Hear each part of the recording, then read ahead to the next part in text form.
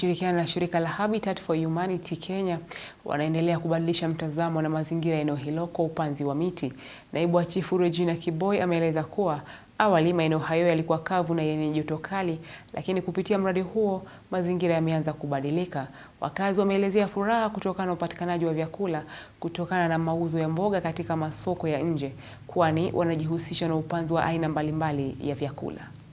Nashukuru the stakeholders ambao wametushikilia ili leo tuanze kupanda miti kama vile President Bwana William Ruto ametuagiza tuendelee kupanda miti kila wakati, na ndio tunaendelea. Hata leo tuko na community kubwa hapa, tuko na watu ambao wametushika mkono kama Habitat for Humanity.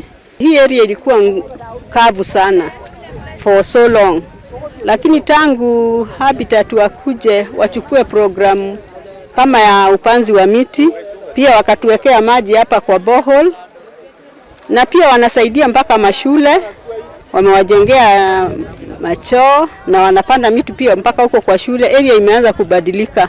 Hata siku hizi tunasikia kabaridi kazuri. Wakati mwingine ilikuwa very hot, haungekaa na sweta mchana huku kwa sababu kulikuwa kukavu kabisa.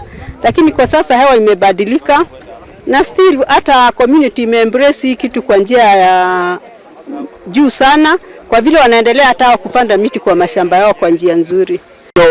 Mradi huu umekuja kusaidia jamii ya hapa sana, na naamini ya kwamba hata baadaye hii kijiji kitabadilika na kitakuwa cha manufaa. Huu mradi utakuja hata wakati labda Habitat watatoka hapa, watu wa hapa watazidi kukumbuka kazi nzuri iliyofanywa na Habitat kupitia ukulima, kupitia na tena hata katika hii shamba wanatuwekea demu ambao badala ya kuwa na upungufu wa maji tutakuwa tukitumia ile demu kutumia ile maji kulima hapa.